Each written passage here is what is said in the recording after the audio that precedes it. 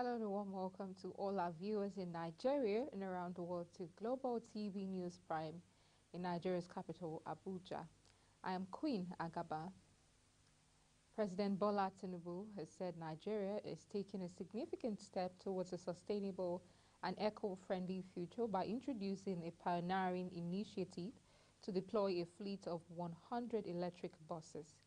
The president spoke at a high-level meeting with stakeholders and investors on the Nigerian carbon market and electric buses rollout program on Saturday in Dubai, United Arab Emirates, on the margins of the COP28 Climate Summit. President Tinubu, in a statement by his spokesman, Hajuri Ngalale, explained that the strategic initiative was aimed at significantly reducing Nigeria's carbon footprint and modernizing the country's transportation systems as part of a larger effort to position Nigeria and Africa as the pioneering frontier of green manufacturing and industrialization, with a focus on natural gas as a transition fuel alongside other renewable energy sources. To spearhead this transformative plan, the president announced the appointment of the executive chairman of the Federal Inland Revenue Service, FIRS, Zach Adedeji, and the Director General of the National Council on Climate Change, Dahiru Salisu, to co-chair the Nigerian Carbon Market Activation Plan. At the backdrop of the pressures from the organized labor, there are indications that the federal government will rely on borrowing to implement its plan to increase salary for federal workers in 2024. This indication emanates from details in the Budget Office of Federation, BOF, notes on the 2024 federal government budget, where it attributed the rising deficit to three key factors, including salary review, among others. It stated the high projected level of fiscal deficit in 2024 is partly attributable to the proposed salary review of federal workers across board. The estimated deficit amounting to 9.3 trillion naira, according to BOF, would be funded by both domestic and external borrowing. The other two key drivers of deficit in 2024 are increased pension obligations and higher debt service costs. The planned FG deficit represents about 50% of total federal government FGN revenues, but analysts project a higher proportion given the current revenue constraints as well as actual performance in 2023. The federal government says it is working with the United States, the United Nations Program on HIV/AIDS, and the Global Fund on an initiative aimed at ensuring country ownership and sustainability of national response to HIV and AIDS beyond 2030. The collaboration came just as the Secretary to the Government of Federation, Senator George Akume, revealed that President Bola Tinubu's administration is committed to sustaining the initiative to treat more HIV patients annually using resources mobilized locally. The SGF, who spoke during the commemoration of World AIDS Day in Abuja on Friday, said the government recognized the invaluable contributions of communities in the fight against HIV and AIDS.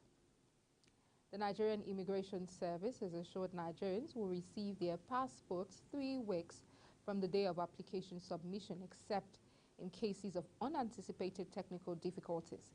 Speaking to reporters at the opening of the Igbogbo Passport Front Office in the Igbogbo by Yeku Local Council Development Area of Ikorodu, Lagos State, the Comptroller General, Caroline Adepoju, stated that barring all technical problems, Nigerians should be able to completely apply for their passport, and within 3 weeks, they should be able to get it. According to her, since national identity numbers are connected to passports, it is crucial that all applicants register using the same information as the National Identity Management Commission, NIMC. The Military High Command stated that troops, in collaboration with operatives of the Department of State Services, arrested the leader of Islamic State for West African Province terrorist group in North Central and Northwest Zone. Although the military did not identify the terrorist leader, it said he was in custody.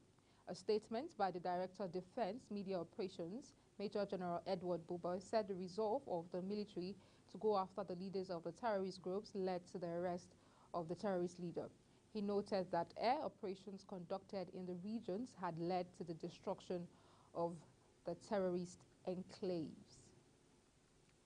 The chief whip of the Senate, Senator Ali Ndume, has defended the rendition of the President Bola Tinubu campaign tune at the hallowed chamber of the National Assembly during the presentation of the 2024 budget, saying it is not a big deal.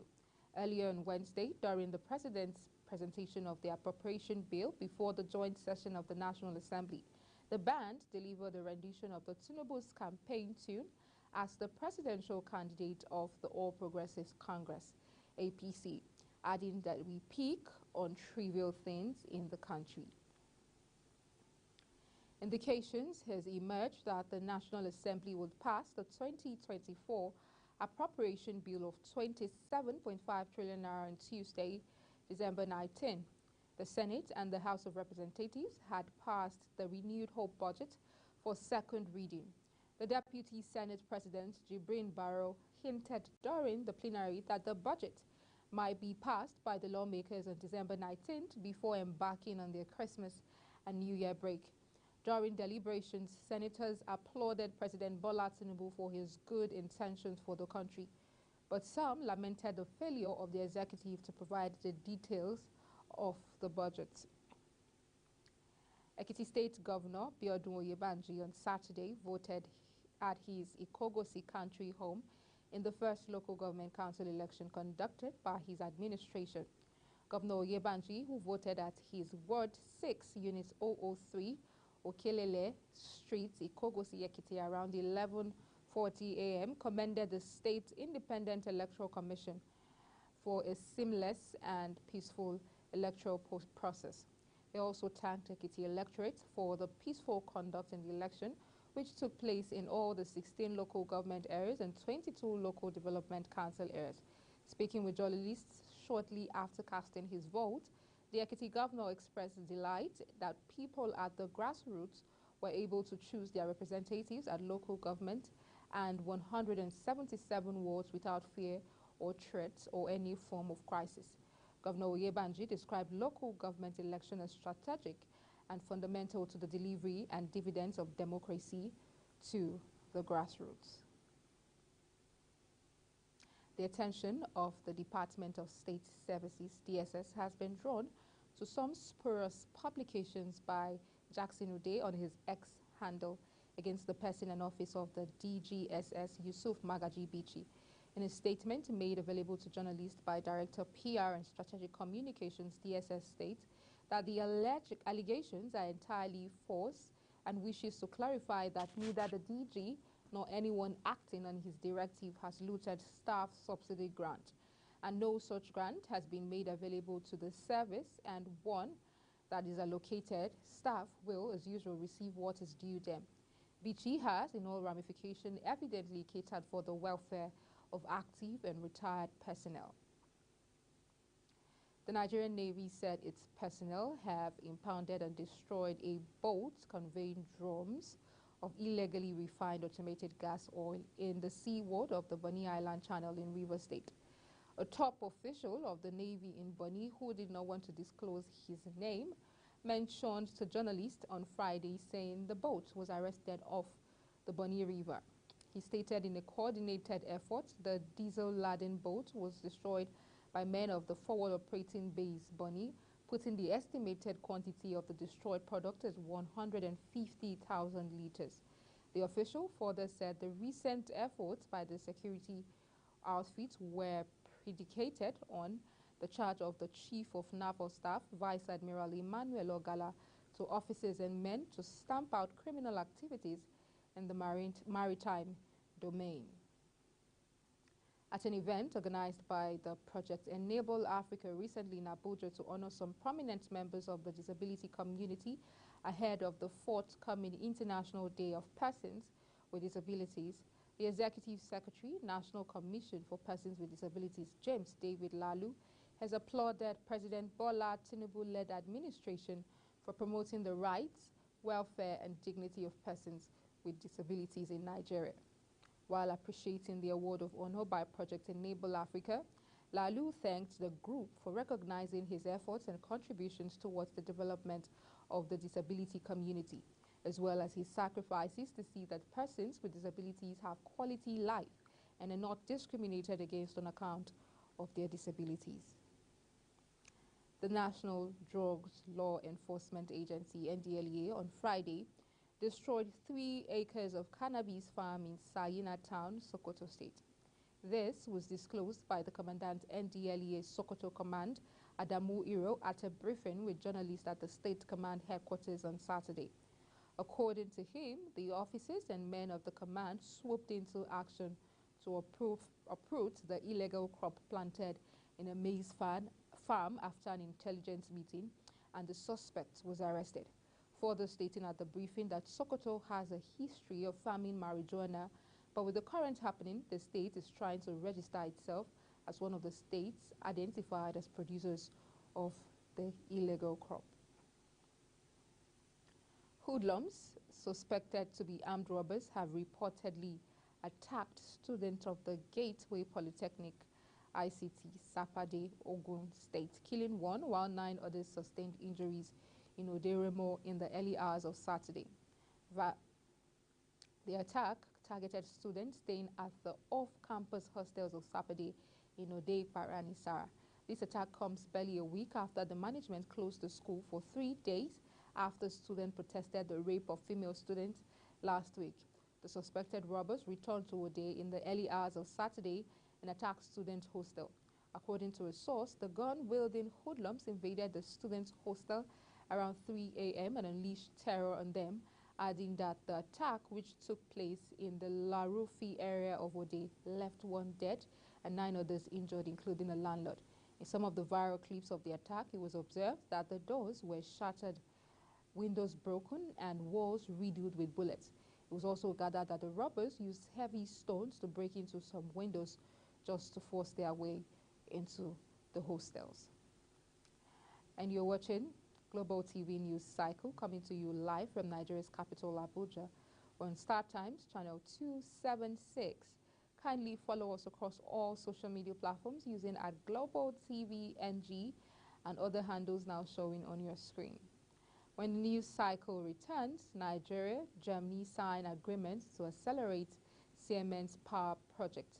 The news continues shortly with details of this and other stories right after this break. Please stay with us.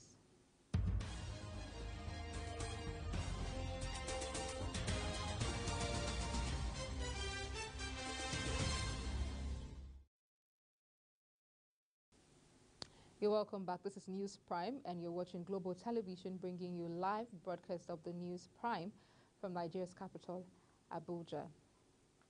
And on the foreign scene, Russian President Vladimir Putin signed a decree on Friday boosting troop numbers by 15% in a move the army said was due to threats associated with the Ukraine offensive. The move comes as both Ukraine and Russia seek to gain ground and replenish their ranks in the conflict, whose front lines have barely moved in recent months. The increase in the full-time strength of the army is due to growing threats to our country linked with the special military operation and the continuing expansion of NATO. The army stated that the number of serving army soldiers would increase by some 170,000 people and that this was an adequate response to the aggressive activity of the NATO bloc. It added that it did not plan changes to conscription or another mobilization drive, a unpopular measure that caused an exodus of men out of Russia last year.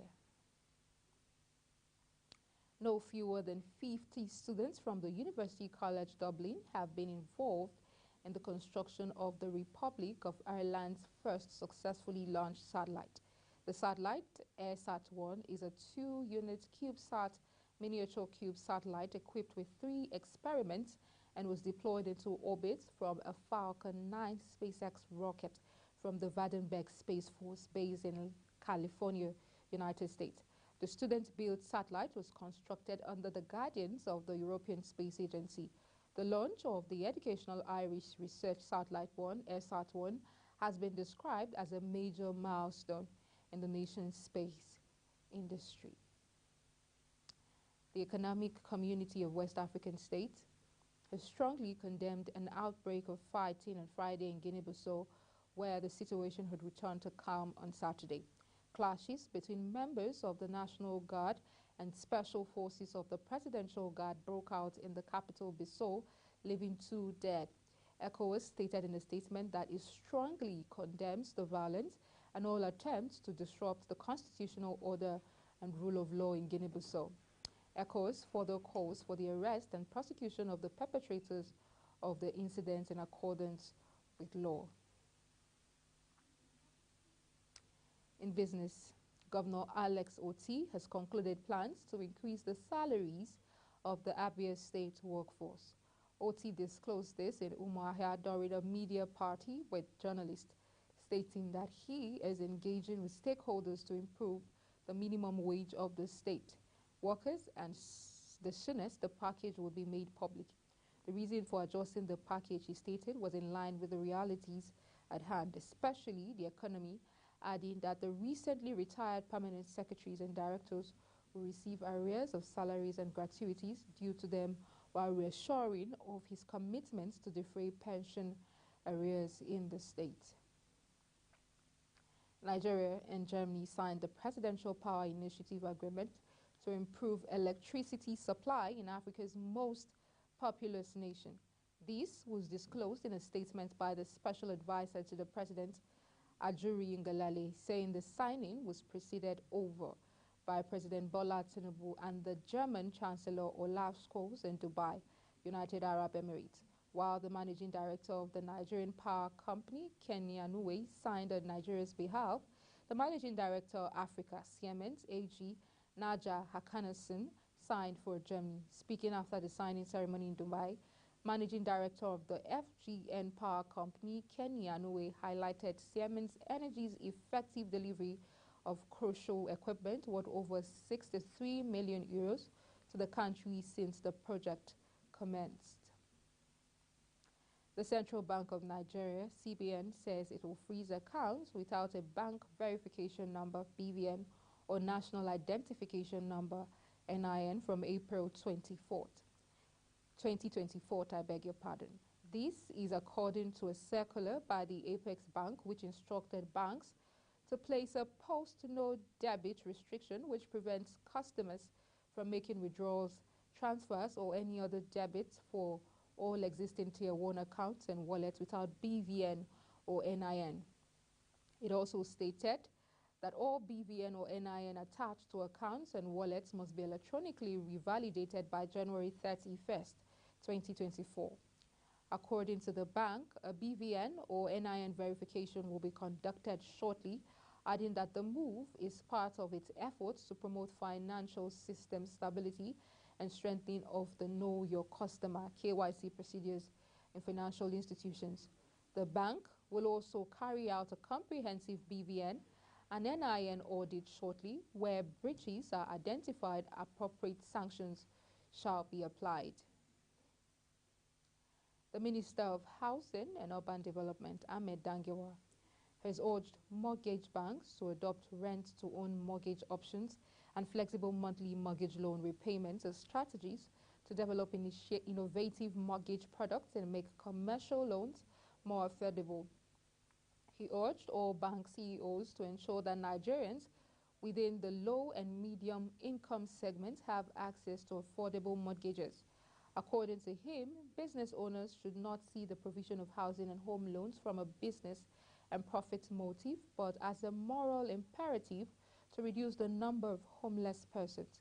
The minister gave these recommendations while delivering his keynote address at the 20th edition of Mortgage Banking Subsector CEOs Annual Retreat held on Saturday in Abuja. The Enugu Electricity Distribution Company PLC has announced a 5-day power outage in some parts of Anambra State. The organization says the outage is to enable the transmission company of Nigeria engineers to carry out maintenance on their facility. This was disclosed in a statement issued on Saturday by the head corporate communications EEDC, Emeka Eze. Eze added that as a result of the planned maintenance, the 60 MVA power transformer at the GCM station will be shut down for the days the maintenance will last. The EADC distributes electricity to the southeast states. The Naira closed the week at 927.19 Naira to a dollar on the official investor and exporter forex window. This was a 16.64% decline from the 794.89 Naira per dollar it closed the week that ended November 24, 2023. According to data from the FMDQ Securities Exchange, also the turnover of dollars traded in the market improved from $75.82 million to $110.14 million in the period under review. On Friday, the Naira began trading at 815 Naira per dollar for the day before hitting a high of 1,160 Naira per dollar and a low of 701 Naira per dollar within the day. It eventually closed trading at 927.19 Naira per dollar last week Friday. The Naira traded at a high of 1,136 Naira per dollar and a low of 700 Naira per dollar. The Naira has continued to fall despite the Central Bank of Nigeria's attempts to clear a backlog of foreign exchange forward contracts. The Apex Bank's governor, Olayemi Cardoso, recently stated that fiscal deficit and public debt increases are adding pressure to the external reserves and contributing to exchange rate instability.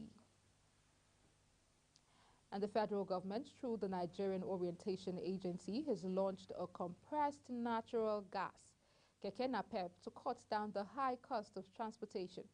The NOA, in collaboration with the Simba Group of companies and Ecomed Acres, launched the CNG Keke on Friday in Abuja.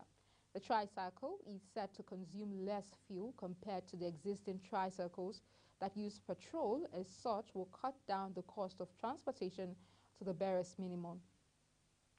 Addressing journalists at the event, the Director General, NOA, Lanre Issa Onilu, said the project is focused on touching the lives of ordinary Nigerians, especially those living in the rural areas, and consonant with President Tinubu's renewed hope agenda. The DG said the federal government has established about 10,000 CNG stations across the country to ensure the availability of compressed natural gas to the users of the newly launched tricycles. He assured Nigerians that the CNG Keke Napep will drastically reduce the high cost of transportation and other similar challenges currently experienced by Nigerians. The Niger State government has disclosed that it will build the first ever sports arena in the state worth $100 million. The state governor, Mohamed Bago, said the sports arena, which is to be built between Abuja and Suleja, is part of his commitment to sports development in the state. He made this known on Saturday when he received a delegation led by President Federation of Public Service Games, Aluko Amebi, at his residence. The governor's chief press secretary, Bologi Ibrahim, revealed in a statement on the visit that Bago said the facility is part of his commitment to sports development by providing all requirements needed to boost this sector. Ibrahim stated that the governor, who unveiled the sporting kit for the 42nd Federal Civil Service Games to be hosted by Niger State, described sports as an important element in the well-being of people and offered some of the sporting facilities at the government house to be used for the games. In sports, Lionel Messi is not ruling out another bid for World Cup glory with Argentina in 2026, despite acknowledging that time is working against him. Messi, who recently won his 8th Ballon d'Or, raised the World Cup almost a year ago after starring for Argentina in the final against France in Doha. The 36-year-old had suggested at the time that the tournament in Qatar would be his last and that he wouldn't be around for the next tournament, which will be co-hosted by the United States, Canada, and Mexico. But having moved to Major League Soccer's Inter Miami and continued performing for the national team in qualifiers for 2026, he stated that the door remains open. Rafael Nadal has announced his return to the tennis court after nearly a year out. Will be in Brisbane for the first week of the 2024 season. The former world number one last played at the Australian Open, where he exited the slam prematurely as a result of a hip injury which required surgery. For more updates on sports, let's now join Anthony Momodu. Hello sports fans, welcome to Global Sports News Update. Let's begin with tennis, where Rafa Nadal has announced his return to the tennis court after nearly a year out and will be in Brisbane for the first week of the 2024 season. The former world number one last played at Australian Open, where he exited the slam prematurely as a result of a hip injury which required surgery. The 37-year-old subsequently sat out of the rest of the 2023 campaign and fell out of the top 100 for the first time in 2 decades. However, Nadal released a video to social media which confirmed that he is returning to the sport by heading to Brisbane for the first week of the new season.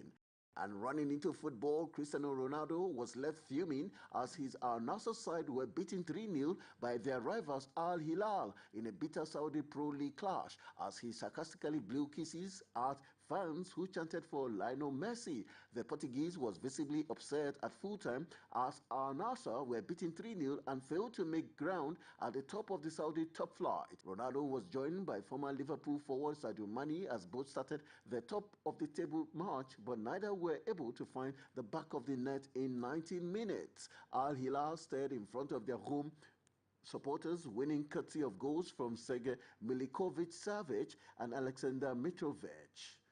And going to Germany, Hamburg goalkeeper Daniel Fernandes has been credited for scoring the greatest own goal ever after smashing the ball into his own net in Bundesliga second division derby clash. Fernandes was at fault for the second goal in the derby that gave St. Pauli a 2-goal lead in Bundesliga 2 match, and social media has been quick to mock the moment. When goalkeepers usually score own goals, it is normally as a result of a mistaken save or the ball bouncing back off the woodwork and the player, but Fernandes didn't make such mistake.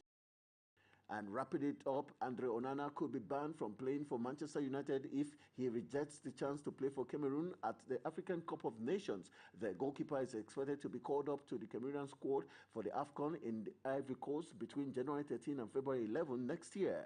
If Cameroon enjoy a good tournament, Onana could miss 6 matches for his club in the Premier League and FA Cup. However, Onana is nervous about losing his place at United to Turkish understudy Atla Beyinde while he's away and may try and swerve the tournament. That's how we call it a wrap on the Sports News Update. I am Anthony Momodu.